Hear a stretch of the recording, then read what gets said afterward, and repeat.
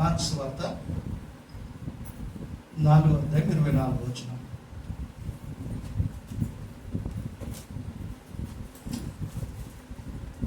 Marks వార్త 4:24. మరియు ఆయన మీరు ఏం వింటున్నారో జాగ్రత్తగా చూసుకోండి. చదవండి. మరియు ఆయన అంటే ఎవరు? యేసుక్రీస్తు. మరియు ఆయన మీరు ఏమి వినిచున్నారో జాగ్రత్తగా చూసుకోండి. ప్రార్థన చేసుకుంటాం. పరలోకమందున్న పరిశుద్ధుడ మా తండ్రి, యేసుక్రీస్తు నామమున మీకు కృతజ్ఞత స్తుతులు స్తోత్రములైనా ఈరోజు ఈ సమయం వరకు మమ్మల్ని అందరినీ సజీవ లెక్క ఉంచినందుకే మీ కృతజ్ఞత స్తుతులు తండ్రి. మీ సన్నిధిలో ఉండే భాగ్యాన్ని మాకు ఇచ్చారు. మా బ్రతుకు మా జీవితాన్ని మార్చే మీ మాటల్ని మేము కేవలం చెప్పటం వినటం కాకుండా మీ వాక్య ప్రకారం బ్రతికే మనసు మా అందరికీ దయచేయాలని క్రీస్తు పేరటి ప్రార్థన సమర్పిస్తున్నాం తండ్రి. ఆమె యేసుక్రీస్తు నామమున మీకు శుభములు, మీకు వందనాలు. అని ఒక్కసారి చూస్తాం. ఇది స్ట్రైట్ ఉందా, మనం డిఫరెంట్ ఉండవు? మళ్ళీ మనం చేయలేము కదా. జాగ్రత్త కదా. జాగ్రత్త అనేది చాలా ప్రాముఖ్యం మనకి. వ్యక్తిగతంగా మనం జీవిస్తున్న జీవితంలో కూడా పెళ్ళిళ్ళ విషయంలో కానీ, ఏదైనా కొనటంలో విషయంలో కానీ కదా, చిన్న జీవితంలో 60-70 సంవత్సరాల జీవితంలో కొన్నిసార్లు మనం జాగ్రత్త తీసుకోపోవటం వల్ల జీవితకాలం సఫర్ కావాల్సి వస్తుంది. మనం కనుక ప్రతి విషయంలో మనం చాలా జాగ్రత్తగా ఉండాలి. కనుక యేసు ప్రభు చెప్తున్న విషయం కేవలం ఈ జీవితకాలానికి ఉపయోగపడే మాటలు కాదు కదా. ఆయన చెప్తున్న విషయం వాక్య విషయంలో మరో జీవితంలోకి వెళ్తాం. మనం ముగింపు లేని జీవితంలోకి మనం ప్రవేశిస్తాం.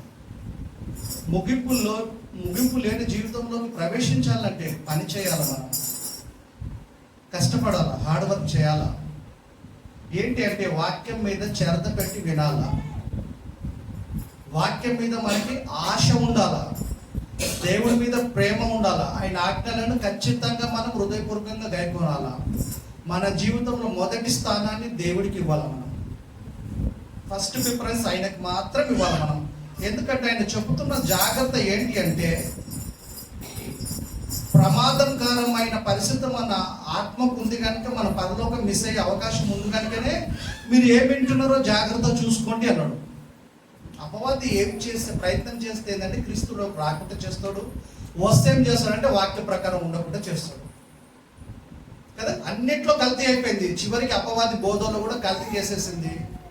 చదివేటప్పుడు వాక్యాన్ని కరెక్ట్గా చదువుతారు అనేకులు, మనం గమనించాలా. వివరించేటప్పుడు మాత్రమే ట్రాక్ తప్పుతాం. అదే కరెక్ట్ అనుకొని మనం ఇట్లా ఫాలో అవుతే మన విశ్వాస భ్రష్టులపై అవకాశం ఉంది మనకి ఖచ్చితంగా కదా. కాపరి అంటే అభిమానం ఉండొచ్చు, సేవకుడి మీద మనకి మంచి అభిప్రాయం ఉండొచ్చు, అంతే తప్ప వాక్యం ఏది చెప్పినా మా సేవకుడు రైట్ అని కూడా ఆలోచనలు మనం ఉండకూడదు. ఎందుకంటే సేవకుడు మనం బలపరుస్తాడు, అంతే తప్ప సేవకుడు పరలోకాన్ని తీసుకెళ్ళడం అనేది, మనం పరలోకాన్ని తీసుకెళ్ళేది ప్రభు. కనుక మన వాక్యాన్ని చాలా జాగ్రత్తగా చూసుకోవాలి కదా. సరైన ట్రీట్మెంట్ జరగకపోతే దేహం చచ్చిపోతుంది. ఆత్మీయ వైద్యం ఇప్పుడు మనకు వైద్యం కదా, ఆత్మీయ చికిత్స జరుగుతుంది, మనకు వైద్యం చేస్తుందంటే సరైన వాక్యం మనకు అందుతుంది. మనకి ఇంజెక్ట్ చేస్తున్నారు పాస్టర్ అంటే ఆత్మను మనం బతికిపోతాం. లేకపోతే ఆత్మకు చావు లేదు, కానీ ఆరని అగ్ని చావని కదా, పురుగు కదా, ఆరని అగ్ని చావని ఆత్మ, అందులోకి వెళ్ళిపోతాం మనం నిత్యం. అందుకే మనకు అందుతున్న బోధ అనే విషయంలో చాలా జాగ్రత్త ఉండాలి. మరియు ఆయన వారితో ఇట్లా, మీరు ఏం వింటున్నారో జాగ్రత్తగా చూసుకోండి. జాగ్రత్త లేకపోతే ఏం ప్రమాదం ఉంది త్వరగా చూసుకుంటాం. తిమోతి రాసిన మొదటి పత్రిక 4:1. తిమోతి రాసిన పత్రిక మొదటి పత్రిక 4:1.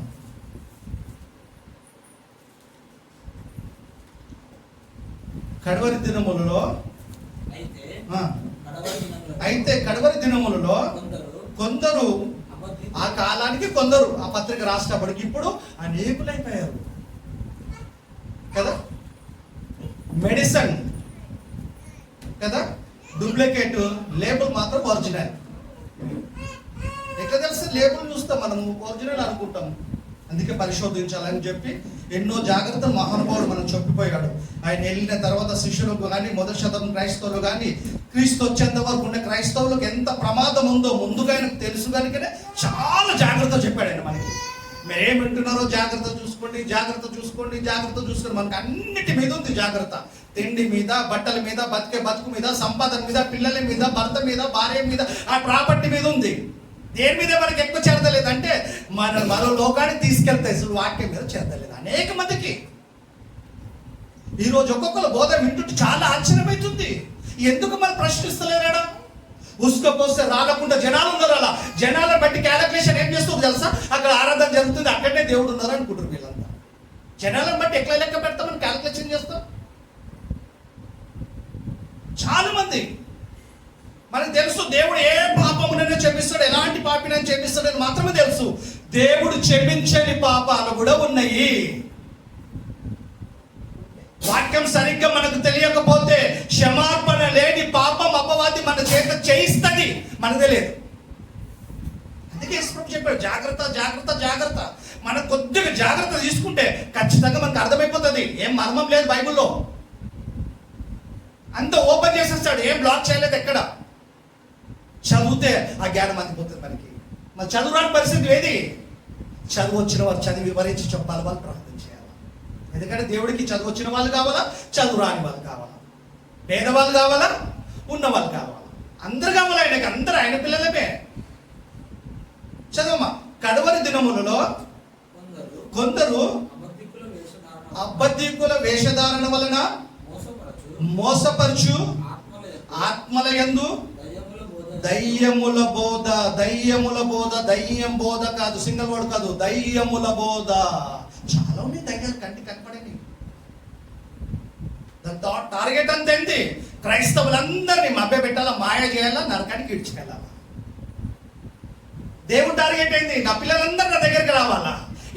ఒక్కరు కూడా నశించిపోతారు. ఆయన ఇచ్చేయించక, ఆయన ఇష్టపడక ఇంకా ఆలస్యం చేస్తుండ్రు రావటానికి. కానీ అపవాదం ఏం చేస్తుంది? మ్యాక్సిమం మన టార్గెట్ వాడు చేస్తా ఉన్నాడు. దయ్యముల బోధ యందు లక్ష్యముంచి విశ్వాస భ్రష్టులవుతురని ఆత్మ తేటగా చెప్తున్నాడు. ఆత్మ అన్నదంటే పరిశుద్ధాత్మ మన తేటగా తెలియజేస్తున్నాడు.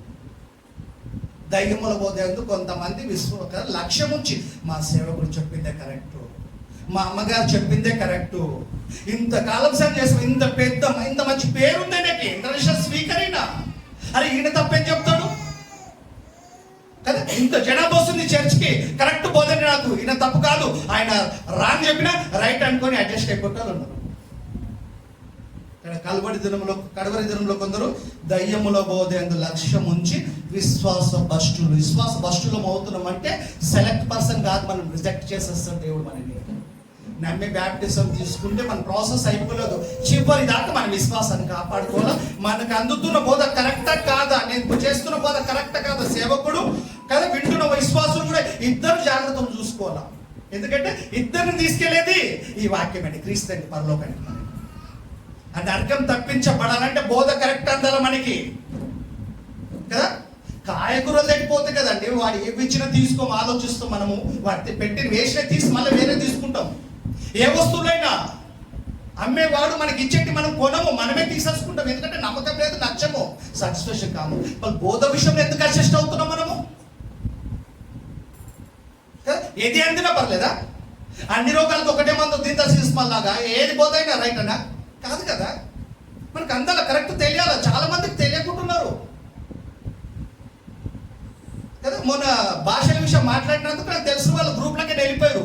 పోనీ దేవుడి స్తోత్రం, వాళ్ళ గ్రూపులు ఉండాలని చెప్పేసి నేను మాటలు చెప్పండి మొమ్మాటం లేకుండా నేను మాట్లాడాలి. ఎందుకు సీక్రెట్ పెట్టాలని? నేను బైబిల్ ఉందని చెప్పినాము, రాండి కూర్చుంటాం, మాట్లాడతాం. సింగిల్గా రాండి, పబ్లిక్లో రాండి, మాట్లాడతాం ఎక్కడైనా. ఇప్పటి వరకు కొంతమంది గ్రూప్లకే వెళ్ళిపోయారు. ఏంది కారణం? నచ్చలేదు వాళ్ళకి. బైబిల్ ఉందా లేదా వద్దా వాళ్ళకి, మనిషిని చెప్పేది వాళ్ళకి నచ్చాలి, హాయిగా ఉండాలి వాళ్ళకి. ఇంజక్షన్ వద్దు, ట్యాబ్లెట్ కావాలి. ఇంజక్షన్ నొప్పి ట్యాబ్లెట్ అయితే మీకు తక్కువ వెళ్ళిపోతుంది, వాటికి వస్తాయి. రోగం చెందిపోయేది కావాలి. కానీ వాళ్ళకు రోగం పోకపోయినా పర్లేదు, కానీ ఈజీగా ఉండాలి కదా. దయ్యముల బోధ లక్ష్యం ఉంచి కొందరు విశ్వాస భ్రష్టులవుదురు. చదవండి కంటిన్యూ. నువ్వు ఏంటంటే ఆత్మ తేటగా చెప్తున్నాడు, అబద్ధికులు వాత వేయబడిన మనస్సాక్షి. అయిపోయింది, అది జారిపోయారు దేవుని చేతిలో. అలాంటి బోధ ఎవరు చేసినా, అలాంటి బోధ ఎవరు లక్ష్యం ఉంచినా ఇది జారిపోయారు. వాళ్ళని సరి చేయలేం. వాళ్ళకి మనస్సాక్షి గల వారే, వాత వేయబడిన మనస్సాక్షి గల వారై వివాహమును నిషేధించుదురు. పెళ్లి చేసుకోవద్దు. దేవుడు ఎక్కడ చెప్పలే. పౌలున్నాడు, ఆయన అభిప్రాయం అది. పెళ్లి కాకుండా ఎవరైనా ఉంటే వాళ్ళ అభిప్రాయం, కానీ దేవుడు ఎక్కడ ఆజ్ఞ వేయలేదు మీరు పెళ్లి చేసుకోకండి, సింగిల్ గా ఉండండి అని ఎక్కడ చెప్పలేదు. ఆయన జతపరిచిందే దేవుడు. అనేక మంది నాకు పిల్లలు కావాలని ఆగమవ్వని జతపరిచింది దేవుడు. పెళ్లిలు వద్దని ఎందుకంటాడైనా? పెళ్లిలు వద్దని చెబుతున్న బోధకుడు అంటే వాడు దయ్యానికి సంబంధించిన బోధకుడు, దయ్యం ఏజెంట్. ఏం చేస్తారు? వివాహాన్ని నిషేధిస్తారు. కొన్ని మాంసాలు తినొద్దని చెప్పాడు పాత నిబంధన కాలంలో ఇశ్రాయేలు ప్రజలు. కొందరు మంది అలా ఏ కండిషన్స్ లేవు, నచ్చితే తినండి, నచ్చకపోతే మానేయండి. కంపల్సరీ తినమని చెప్పలేదు, తినొద్దని చెప్పలేదు. చాయిస్ మీది. తినటోని మీరు చీ అనకండి, తినకపోతే తినమని చెప్పకండి. ఆయన చాయిస్ మీ చాయిస్, అంతే. తిండి కదా అక్కడ ఇంపార్టెంట్, భక్తి ముఖ్యం. కానీ అవి కూడా తీసుకొచ్చి పెడతారు. ఇప్పుడు వాళ్ళని గుర్తుపట్టడానికి చెప్పాడు ఇక్కడ. తిండి విషయంలో చెప్పాడు. రెండోది పెళ్లి చేసుకోవద్దు, నిషేధం అంట పెళ్లిలో. ఎందుకు నిషేధం? దేవుడి వివాహం ఘనమైనది అని చెప్పాడు. అలాంటప్పుడు నువ్వేందుకు ఘనమైనది ఉండాలని ఆయన చెప్తే నువ్వేమో నిషేధం అంటావు. అంటే దయ్యం బోధ. చూడండి, తర్వాత చూసుకుంటాం. చాలు నాయన. మళ్ళీ జాగ్రత్త చూసుకోవాలంటే ఏం చూసుకోవాలి మనము? ఎందుకు ఇంత ఖచ్చితంగా దేవుడు చెప్పాడంటే, పేతురు రాసిన 2వ పత్రిక 2వ అధ్యాయం 1వ వచనం. పేతురు రాసిన 2వ పత్రిక చదవమ్మా పాప, ఎవరు దొరుకుతారు చదవండి, టైం సేవ్ అవుతుంది మనకి. పేతురు రాసిన 2వ పత్రిక 2వ అధ్యాయం 1వ వచనం. మరియు అబద్ధ ప్రవక్తలు ప్రజలలో ఉండిరి. ఈ కాలంలో ప్రవక్త ఎవరు లేరు కదా. దేవుడు చెప్పాల్సిన ఏమి లేవు. నేను ప్రవక్తను అని చెప్పుకునే వాళ్ళు ఉన్నారు. నేను అపోస్తులు 12 మెంబర్సే. యూదా మిస్ అయితే ఇంకొక ఆయన జైన్ అయినాడు. అలా 11 మందితో కానించలే. లెక్క ఉంది, దేనికైనా క్యాల్కులేషన్ ఉంది. కనుక ఇది మన సొంత విషయం కాదు కదా. బైబిల్ ఇది పరిశుద్ధాత్మతో ప్రేరేపబడి రాయబడింది ప్రేరేపణలో. కనుక బైబిల్ని ఫాలో అవ్వాలి. కానీ మన సొంత బుద్ధి, మన బ్రెయిన్లో మెదులుతున్న ఆలోచనలను బైబిల్కి జోడించొద్దు. ప్రమాదం అది మనకి. ఎవరితో పెట్టుకుంటా కూడా కలిసా మనం గెలవచ్చు, ఓడిపోవచ్చు, మన ప్రాంతానికి వెళ్ళి బతకొచ్చు. దేవునితో పెట్టుకుంటే మనకు బతుకు అది. కనుక దేవుని మాటలు మీరొద్దు. చదవమ్మా, మళ్ళీ చదవమ్మా. అది వచ్చిన మరియు అబద్ధ ప్రవక్తలు ప్రజలలో ఉండిరి. అటువలనే మీలోను అబద్ధ బోధకులు ఉన్నారు. అబద్ధాన్ని చెబుతారు, సత్యం చెప్పరు. మనకు తెలుసు యోహాను సువార్తలో యేసుప్రభు సత్యం చెప్తే ఏమన్నా తెలుసా? నువ్వు సమరయుడు, నువ్వు దయ్యం పట్టినవాడు, మేము చెప్తున్న సంగతి సరే కదా అంటారు వాళ్ళు. అప్పుడు ఆయన ఏమంటాడు? నేను దయ్యం పట్టినవాడని కాదు, నా తండ్రిని గణపరచువాడు. మీరు నన్ను ఏం చేస్తారో అవమానపరుస్తారు. చూడండి, అప్పటి సంగతి స్టార్ట్ అయింది. కొత్తగా ఏం లేదు, మనకు ఆలోచన ఉండాలి అంతే. చదమ్మా.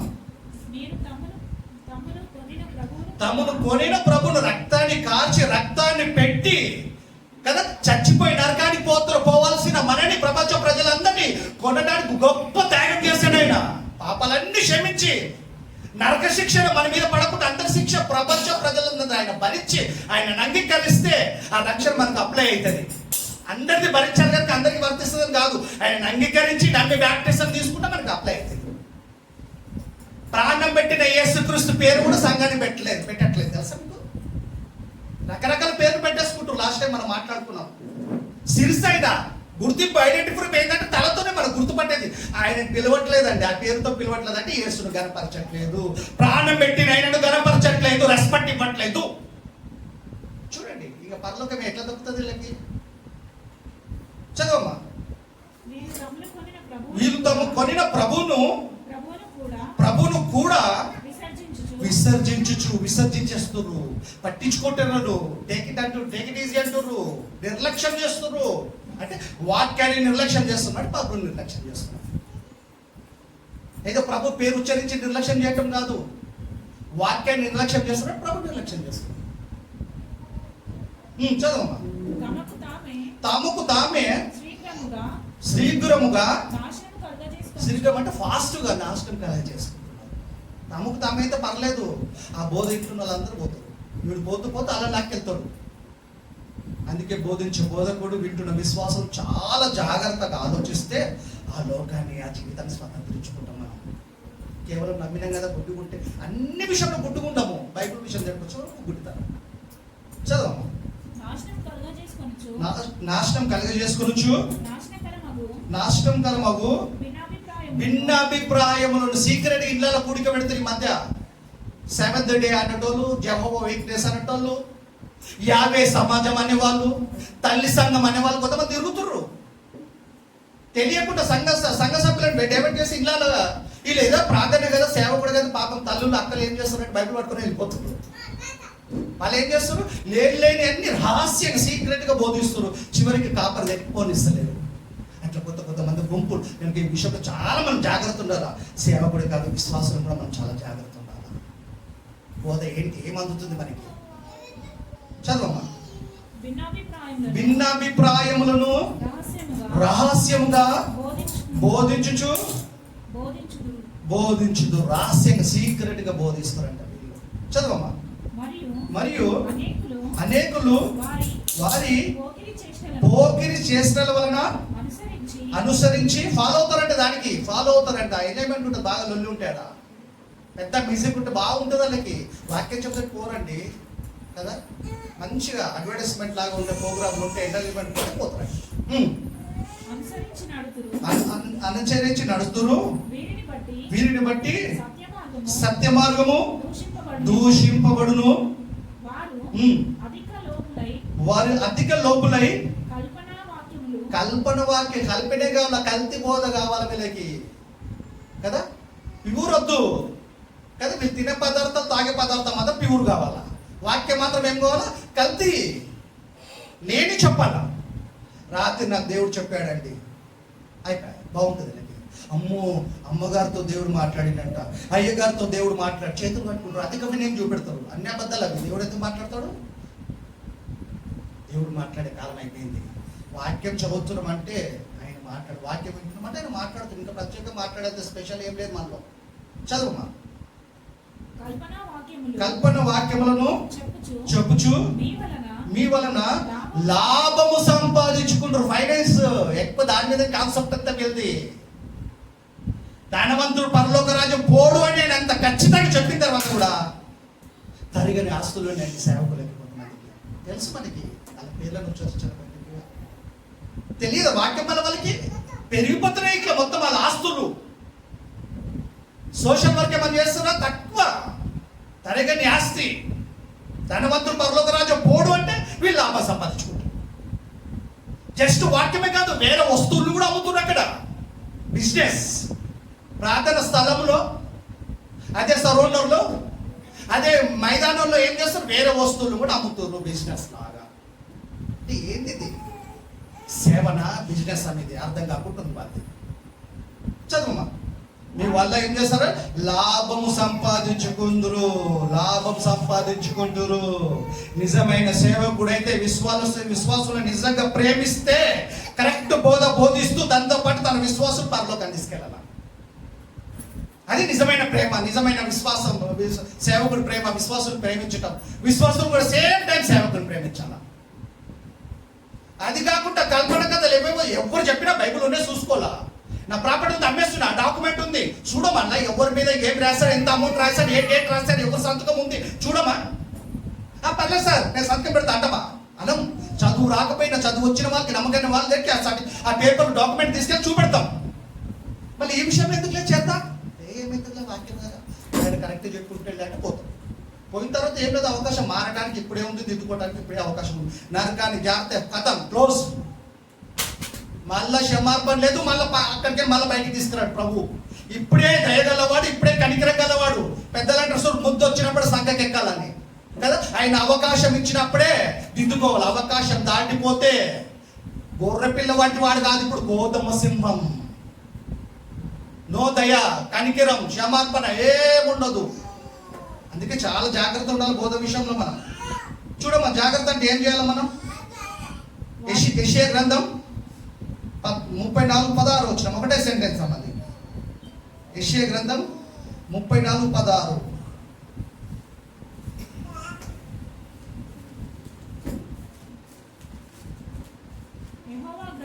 యెహోవా గ్రంథమును పరిశీలించి చదువుకోండి. పరిశీలన రీసెర్చ్, పరిశీలన లేకుండా బైబిల్ చదవద్దు, వినొద్దు. ఏదో ఇదేస్తున్నా ఏదో చెప్పేస్తే కుదరదు. దేవుడికి న్యాయం చేయాలా, దేవుడి పక్షాన మనం ఉండాలా, దేవుడిని సంతోషపెట్టి దేవుడి మనసులో స్థానాన్ని సంపాదించుకోవాలి. దేవుడిని ఇంప్రెస్ చేయాలంటే సేవకుడు కరెక్ట్ బోధ చేయాలా. విశ్వాసులు ఆ బోధను పరిశీలించి ఆ ప్రకారంగా జీవిస్తేనే దేవుడి మనసులో స్థానం, పరలోకంలో స్థలం ఉంటుంది మనకి. వీళ్ళకి పోతాయి. ప్రేమ గలవాడు కదా, ఇస్తాడు కదా పరలోకం అనుకుంటే పొరపాటు మనల్ని. ఇశ్రాయేలు ప్రజల్ని రాలగొట్టేశాడు అరణ్యంలో. ఆయనకి ఇష్టంగా లేకపోవటం బట్టి రాలగొట్టేశాడు. ఆయన ప్రజల్ని ఆయన చెప్పేశాడు. దేవుడు ఎంత ప్రేమ కలిగిడో అంత కోపం కలిగిన వాడు. దేవుడు చాలా కోపిస్తుడు. యేసు ప్రభుని పట్టుకొని కొద్దిగా ఆయన కూలైపోయాడు తప్ప, లేకపోతే దేవుడికి చాలా కోపం. మహా ఉగ్రుడైన భయంకరుడైన దేవుడు. ఇప్పటికి అదే లక్షణం ఉంది ఆయనకి. క్రీస్తును బట్టి ఇంకా చూపెడుతున్న కనికరం. కనుక ఆయన ప్రేమని, ఆయన కనికరాన్ని, ఆయన దీర్ఘశాంతాన్ని మనం అలసగా తీసుకోవద్దు. యెహోవా గ్రంథమును పరిశీలించి చదువుకోండి. పరిశీలిస్తే అని అర్థమైపోతాయి. కొరింథీయులకు రాసిన మొదటి పత్రిక 14:20 చూద్దామా తొందరగా.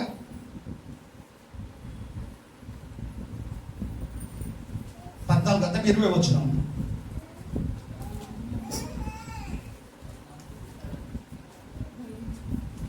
మొదటి కొరింథీయులు 14:20. సహోదరులారా మీరు బుద్ధి విషయం పసిపిల్లలు కాక బుద్ధి విషయంలో పిల్లలుగా ఉండకండి అంటుండే. ఎట్లా పసిపిల్లలుగా ఉండక? వాళ్ళకి తెలుసండి పాపం. మీరు అలా ఉండొద్దు. బుద్ధి విషయంలో, నాలెడ్జ్ విషయంలో మీరు అలా ఉండకండి. చదవమ్మా. దుష్టత్వ విషయమై శిష్యులుగా ఉండండి. దుష్టత్వం అంటే దుష్టుడికి అనుకూలమైన ప్రవర్తన, దేవుడి వ్యతిరేకమైన ప్రవర్తన విషయంలో మీరు ఎలా ఉంటారంటే పిల్లలుగా ఉండాలి. బుద్ధి విషయమై పిల్లలుగా ఉండొద్దు. మోసం చేస్తే దయ్యమని. దుష్టత్వం విషయమై పిల్లలుగా శిష్యులుగా ఉండండి. వాళ్ళకి ఏం తెలియదు దుష్టత్వం అంటే. మీరు అలానే ఏం తెలియనట్టు లాగానే ఉండాలా. మీరు ఎవరస్తులైనా అలానే ఉండాలా. చదవమ్మా, కంటిన్యూ. బుద్ధి విషయమై పెద్దవారిగా ఉండండి. ఇదే బైబిల్ చదివి చెప్పండి, పిల్లలకి అర్థమవుతుందా? తెలియదు. మనం అలా తెలియనట్టు ఉండొద్దు. ఇది బుద్ధి విషయంలో తెలియనట్టు ఉండొద్దు. దుష్టత్వ విషయంలో తెలియనట్టు ఉండాలి. అంటే పిల్లలుగా ఉండాలా. దుష్టి విషయంలో మనం తెలియనట్టే ఉండాలా. బుద్ధి విషయంలో పెద్దలుగా ఉండాలా. మనకు అన్ని అర్థం కావాలి మనకి. ఇంకా అలానే ఉంటే ఎట్లా మనం? చూడండి ఒకసారి అపొస్తలుల కార్యములు 17:10. పౌలు శీలలు ఆ ప్రాంతానికి, బెరహ ప్రాంతానికి రాత్రి వెళ్ళి ప్రసంగం చేశారు. అక్కడ ఉన్న ప్రజలకు ఎంత విశ్వాసం, ఎంత ఆసక్తి ఉందో చూడండి. ఇప్పుడైనా కంప్యూటర్ హార్డ్వేర్లు, సాఫ్ట్వేర్లు అన్నీ వచ్చినాయి. ఈజీ వర్క్స్ ఉన్నాయి. ఇప్పుడు అప్పుడైతే అంత కష్టజీవులు అండి, రైతు పని కదా అంతప్పుడు. కానీ వాళ్ళకి ఎంత బైబిల్ మీద ఆసక్తి, దేవుడి మీద ప్రేమ ఉందంటే నిజంగా వాళ్ళని చూసి దేవుడు ఆనందభరితుడై ఉంటాడు. వాళ్ళని చూసి నిజంగా వాళ్ళ ప్రవర్తన, వాళ్ళ క్యారెక్టర్, వాళ్ళ భక్తి మనకు ఆదర్శం కావాలి. అసలు లెక్క చూస్తే ఫస్ట్ సెంచరీలో ఎంత భక్తి పరువులు అంటారు, అంత భక్తి పరువులు అంది. ధనపేక్ష లేదండి. ఎవరో అందరు తెచ్చి అపొస్తలుల పాదాలు తెచ్చి పెట్టాడు. అందరు సమానంగా పంచుకున్నారు. సమస్తమ స్థాపన అంటారు దీన్ని. అంటే ఎంత అర్థమైన చూడు వాళ్ళకి వాక్యం. అంటే వాక్యానికి ఎక్కువగా ప్రిఫరెన్స్ ఇచ్చారు, దేవుడికి ఎక్కువగా ప్రిఫరెన్స్ ఇచ్చాడు. ధనాన్ని పట్టించుకోలేదు. అవసరాన్ని బట్టి ధనం వాడుకోరు. ధనం అవసరమే, దాని తలకి ఎక్కించుకోవద్దు. దేవుడు యజమానుడుగా ఉండాలి. మనకి కరెన్సీ మనకి యజమాని కాకూడదు. చదువమ్మా. వెంటనే సహోదరులు రాత్రి వేళ పౌలును శిలను బెరియకు పంపిరి. ఏరియా పేరు అది, బెరియకు పంపిరి. వచ్చి యూదుల సమాజ మందిరంలో ప్రవేశించి వారు తెస్సలోనికలో ఉన్న వారి కంటే గనులు. ఎందులో గనులు? కరెన్సీలో కాదు, భక్తిలో గనులు, విశ్వాసంలో గనులు, దేవుని ప్రేమించటంలో గనులు. గనుక ఆసక్తితో వాక్యమును అంగీకరించి సందేహించలే. ఆసక్తితో వాక్యమును అంగీకరించి ఊరుకోలేదు. సేమ్ టైం అంగీకరించారు, సేమ్ టైం ఏం చేశారు? చదవమ్మా. పౌలును పౌలును సిలయును చెప్పిన సంగతులు అలా ఉన్నవో లేవో అని ప్రతి ఆదివారం అన్నాడమ్మా. ప్రతిదినమా? ప్రతిదినము లేఖనములను పరిశోధించుచు వచ్చిరి. యెహోవా గ్రంథమును పరిశీలించి చదువుకోండి అంటే అదే పని చేస్తారు వీళ్ళు. ఫస్ట్ సెంచరీ వాళ్ళు. మనము లేదు. నిజంగా ఒకవేళ మనం చేస్తుంటే దాన్ని నిలవండి, మనం చేయకపోతే ఇప్పుడైనా ప్రారంభిస్తాం. ప్రతిదినము లేఖనంలో పరిశోధించుచు వచ్చిరి. ప్రతిదినము అంటే రోజు బైబిల్ చదువుతురా, రోజు బైబిల్ బోధ జరుగుతుందా? రోజు జరుగుతుంది. అందుకే వాళ్ళు దేవుడికి మరీ సమీపంగా ఉన్నారు. వాళ్ళు ప్రార్థన చేస్తే దేవుడు వెంటనే స్పందిస్తుండే. దేవుడు మౌనంగా ఊరుకోపోతుండే. మనకు తెలుసు పౌలుసులను ప్రార్థన చేస్తే దేవుడు సైలెన్స్ గా లేడండి. మహా భూకంపం కలిగించాడు. అప్లై చేస్తే రిప్లై ఇచ్చాడు ఆయన. ఆ ఒకే దెబ్బకు చెరసాలకు నాయకుల కుటుంబం అంతా మారిపోయింది. పౌలుసులను ఒక మూల కూర్చొని ఏడ్చుకుంటూ కూర్చుంటే, దేవుడి మీద అలిగి కూర్చుంటే జరిగేది అద్భుతం మనం చూసేవాళ్ళమా? ఆ వాక్యం మనం బలపరిచారు ఈ ప్రకారం ఇప్పుడు మన తర్వాత ప్రజలకి. ఎందుకంటే ఏదైనా సరే అన్ని పరిస్థితులు మనం దేవుడి మీద ఆధారపడాలా. ప్రతిదినం లేఖనములను పరిశోధించు వచ్చి వాళ్ళు ఎవరునో తెలుసా? సిస్టర్స్ కూడా ఉన్నారండి, బ్రదర్స్ కాదు. చదవమ్మా. అందుచేత వారిలో అనేకులను ఘనత గల గ్రీకు దేశం అలెగ్జాండర్ ది గ్రేట్ ఆ దేశాన్ని చెందిన నేను కదా. ఏదో సాధించడంలో గ్రేట్ కాదు వీళ్ళు, వాక్యంలో గ్రేట్, భక్తిలో గ్రేట్. వీళ్ళు దేవుని ఇంప్రెస్ చేసిన వాళ్ళు వీళ్ళు. స్త్రీలలోను పురుషుల్లోనూ చాలా మంది విశ్వసించి వాళ్ళ విశ్వాసం ఎలా ఉంది? పరిశోధన కదా. ఆసక్తితో అంగీకరించారు, ఊరుకోలే. Same time పరిశోధించారు. నిజంగా పౌల్సిలలు చెప్తున్నాయి, మాకు ట్రీట్మెంట్ జరుగుతుంది, ఆత్మీయ వైద్యం జరుగుతుంది. నేను కరెక్ట్ ట్రీట్మెంట్ చేస్తుందా లేదా చూసేరాలు, కరెక్ట్ ఇంజెక్షన్ చేస్తుందా లేదా చూసేరాలు, కరెక్ట్ ఉంది అంగీకరించారు. 2 4 కదా ఎక్కడైనా ఏ దేశంలో అయినా.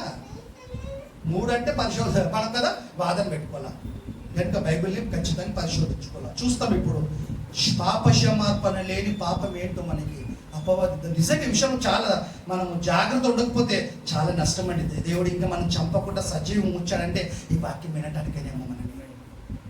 చూడండి అపొస్తలుల కార్యములు అంతకంటే ముందు మత్తయి సువార్త 12:31 స్వయంగా యేసు ప్రభువే చెప్తున్నాడండి. మనిషి అయితే కన్ఫ్యూజ్ అవ్వచ్చు కానీ క్రీస్తు అంటే చెప్తున్నాడు. పాపక్షమార్పణ లేని పాపం దేవుడు క్షమించాడు, క్రీస్తు క్షమించాడు. అలాంటి పాపం చేస్తుంది క్రైస్తవుల ద్వారా, అనేకుల ద్వారా.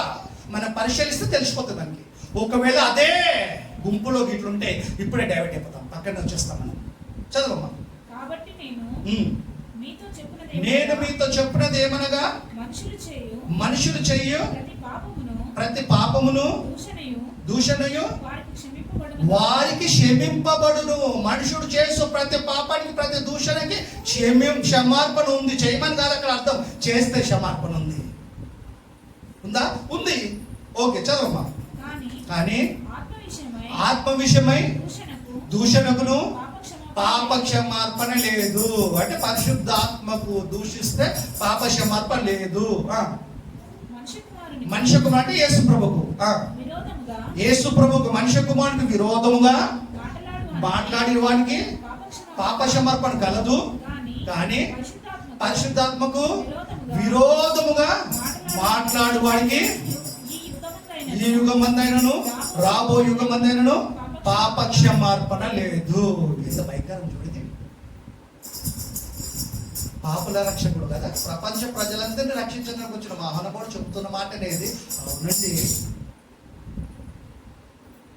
పరిశుద్ధాత్మకు వ్యతిరేకంగా మాట్లాడినా, విరోధంగా మాట్లాడినా కదా, దూషించినా పాప క్షమార్పణ లేదు. ఏంటి పరిశుద్ధాత్మ విరోధంగా మాట్లాడమని మనం ఏమన్నా అంటున్నామా? మన మధ్య పరిశుద్ధాత్ముడు వచ్చాడు, దయచేసి మీరు పరిశుద్ధాత్మ పొందండి పొందండి పొందండి అరుస్తున్నారండి కొన్ని సంఘాలు. అలా మన పరిశుద్ధాత్మ దేవుడు మన మధ్య సంచరిస్తున్నాడని స్టేజ్ మీద ఉన్నాడు గట్టిగా కేకలు పెడితే కింద ఉన్న వాళ్ళంతా అరుస్తున్నారు, ఎగురుతున్నారు, దుంకుతున్నారు, మేసి పెరుగుతా ఉంటే వీళ్ళు ఎగురుతూ పరిశుద్ధాత్మ వస్తుడు. ఎందుకు వస్తాడండి? ఒకసారి వచ్చేసాడు, ఎప్పటికి ఉండిపోతాడు ఇక్కడే. ఇప్పటిదాకా ఏసు వచ్చేదాకా, విశ్వం నాశనం అయ్యేదాకా ఆయన మళ్ళీ మళ్ళీ రాడు, పోడైనా నిశ్శబ్దంగా ఉంటాడైనా, అల్లరి చేయడైనా. పరిశుద్ధాత్మ పడుకొని ప్రార్థన చేస్తుంటాడు. ఇది పరిశుద్ధాత్మను వ్యతిరేకంగా మాట్లాడటం, దూషించటం. ఇక పరిశుద్ధాత్మ మన మధ్యలో సంచరిస్తుంది. ఇలా కనపడుతున్నా పరిశుద్ధాత్మను మన మధ్యలో సంచరిస్తుంటూ. ఈ బోధ అంటే ఏంటి? దయ్యముల బోధ. పరిశుద్ధాత్మ పేరంట దయ్యముల బోధ చేస్తున్నారు వీళ్ళు. పరిశుద్ధాత్మను దూషిస్తున్నారు వీళ్ళకి తెలియకుండానే. పరిశుద్ధాత్మకు విరోధంగా మాట్లాడుతున్నారు, ప్రవర్తిస్తున్నారు వీళ్ళకి తెలియకుండానే. అంటే అపవాది ఎలా చేస్తుంది అంటే పాప క్షమార్పణ లేని పాపం చేయిస్తుంది క్రైస్తవుల చేత, సేవకుల చేత. అందుకే మనం అలర్ట్గా ఉంటే మంచిది. మనం అన్ని దేవుడు చూసుకుంటాడు అనొద్దు, మనమే చూసుకోవాలా. మనం చూసుకుంటే మనం చూడాలి మనతో, కానీ ఆయన చూస్తాడు. అన్ని దేవుడి మీద వేయొద్దు, మనం అన్ని పనులు దేవుడికి అప్పగించొద్దు. రోబోలాగా చేయలేదు దేవుడు మనని, ఆయన కంట్రోల్లో పెట్టుకోవడానికి. మంచి చెడు మనకు తెలుసు, పాప పుణ్యాలు మనకు తెలుసు, న్యాయం అన్యాయం మనకు తెలుసు. మనం చేయలేకుండా ఉండొచ్చు, చేయొచ్చు, మన చేతులు ఉంది. ఆయన రోబోగా చేసి రిమోట్ ఆయన కంట్రోల్లో పెట్టుకుని టీవీ రిమోట్ మనం పెట్టుకున్నట్టు ఇక మనకు ప్రత్యేకత ఏముందాడా? లేదు. దేవుడు ఎంత యథార్థవంతుడు అంటే మనకు స్వేచ్ఛ ఇచ్చాడు, బుద్ధి ఇచ్చాడు, జ్ఞానం ఇచ్చాడు. పక్షుల కంటే శ్రేష్ఠులము మనమంతా కదా. మనం అన్ని చేయగలం, మానుకోగలం, మన చేతులు ఉంది. కనుక పరిశుద్ధాత్ముడు మనమంతా తిరుగుతున్నాడు, మనమంతా సంచరిస్తున్నాడు. మీరు పరిశుద్ధాత్మ పొందుకోండి. ఆత్మ లేని వారు అయిన వాళ్ళు కదా నమ్మి బ్యాప్టిజం తీసుకుని వెంటనే ఆయన నీళ్ళకి వచ్చేసాడు. ఇంకా మళ్ళీ ఎందుకు వస్తాడు ఆయన? ఈ ఎగురుతున్న వాళ్ళని చూసి మిగతా ఏమనుకుంటారు అంటే అయ్యో వాళ్ళలో పరిశుద్ధాత్మ ఉన్నాడు, మాకు లేదేమో అని వీళ్ళు ఫీల్ అవుతుంటారు. చాలా బాధపడుతున్నారు. ఫిక్స్ వ్యాధి వచ్చినట్టు కొట్టుకుంటున్నాడు, వంగిపోతుంటారు. చూడండి మీరు కొంచెం సంఘాలలో పరిశుద్ధాత్మ అల్లరి చేయడే, పరిశుద్ధాత్మ వదిలిపెట్టాడే. మీరు ఎందుకు చేస్తున్నారు అలాగా? క్రైస్తవులు ఎక్కడ చేయాలి? మొదటి శతాబ్దం క్రైస్తవులు ఎక్కడ చేయాలి? అపొస్తలులు ఎక్కడ చేయాలి? యేసు ప్రభు మీరు పరిశుద్ధాత్మ వచ్చి బ్యాప్టిజం తీసుకుని వెంటనే అంటే ఎక్కడ పని చేయలేదు, ఎగరలేదు, దుంగలే, మరి అదొక ఎక్కడ ప్రవర్తించాలి ఆయన. మీరు ఎందుకు చేస్తున్నారు మళ్ళీ అలాగా? దయ్యం చేతలవి. అల్లరి చేసే లక్షణాలు ఎవరంటే దయ్యమి. దేవుడు సమాధానికి కర్త కానీ అల్లరికి కర్త కాదు కదా. పరిశుద్ధాత్మ వ్యతిరేకంగా మాట్లాడుతూ, ప్రవర్తిస్తూ, ఎగురుతూ, దుంకుతూ మన మధ్యలో ఉన్నాడైనా చూపటము. మీరు పరిశుద్ధాత్మ పొందండి, మీరు పొందిరా, మీరు పొందండి అన్నారు కానీ హిప్నాటిజం లాగా వాళ్ళకి మళ్ళీ రిపీట్ చేసి చెప్తుంటే ఇదేదో బ్రెయిన్ వాష్ అయినట్టు వీళ్ళకి ఏమి అర్థం కూడా కంప్యూటర్ ఏం చేస్తారు, చదువు సరిగా ఉండి లేక ఎగురుతుంటారు వీళ్ళు. వాళ్ళు ఎగురుతూ నేను ఎగరకపోతే నన్ను ఇట్లా చూస్తున్నారు, మళ్ళీ ఎగురు అదే జరుగుతుంది. అంటే ఎందుకు ఎగిరినోళ్ళని ఒకళ్ళు అడిగినా నేను ఏం చేయాలన్నా మళ్ళీ వాళ్ళు ఎగురుతున్నారు, నన్ను ఇట్లా చూస్తున్నారు, అందరు ఎగురుతూ నేను ఎగిరినా తప్పు కదా మళ్ళీ ఏం చేయాలన్నా లేకపోతే అందరూ నన్ను ఇట్లా చూస్తున్నట్టు తప్పు కదా. ఇది వాక్యాన్ని వివరొద్దాం. పాపక్షమాపణ లేని పాపం చేయిస్తుంది చేత. తర్వాత చూసుకుంటాం. యోహాను సువార్త మొదటి పత్రిక, యోహాను రాసిన మొదటి పత్రిక 5వ అధ్యాయము 16వ వచనం. ఈ సెంటెన్స్ చాలా జాగ్రత్త చదవాలమ్మా. ఒత్తులు గిత్తులు ఏమీ తేడా పోకుండా చూడండి ఒకసారి. 2 పాపాలు ఉంటాయి, ఒకటి మరణకరం కాని పాపం, ఒకటి మరణకరమైన పాపం. మరణకరం కాని పాపం చేస్తే పాప క్షమాపణ ఉంది, మరణకరమైన పాపం చేస్తే క్షమాపణ లేదు. అదే పరిశుద్ధాత్మ పోషించడం, విరోధంగా మాట్లాడటం, ఆయన మన మధ్యలోడని చెప్పటం, ఎగరటం, దుంగటం. నన్ను నింపు అంటే నోరు ముగి అంటాడు. నన్ను బ్యాప్టిజం తీసుకున్నట్టే ఆయన వచ్చాడు, ఇంకా నింపు నింపింది. నీ బ్రతుకు మార్చుకోవాలా, నా ప్రవర్తన మార్చుకోవాలి, నా బతుకు మన బతుకులు మార్చుకోవాలి తప్ప ఆయన మళ్ళీ రాడైనా. ఎప్పటిదాకా ఉంటాడు తెలుసు? యేసుప్రభు చెప్పాడు ఆయన మీతో ఉంటాడు, మీలో ఉంటాడు. ఎప్పటిదాకా ఉంటాడు? మళ్ళీ ఎప్పటిదాకా అంటే ఎప్పటికి ఉంటాడు, ఎల్లప్పుడూ ఉంటాడు మీతో. ఆయన మీరు తప్పు చేస్తున్నప్పుడు మీకు ఆలోచించేది ఆయనే, మీరు పొరపాటు చేసినప్పుడు ఆలోచించేది ఆయనే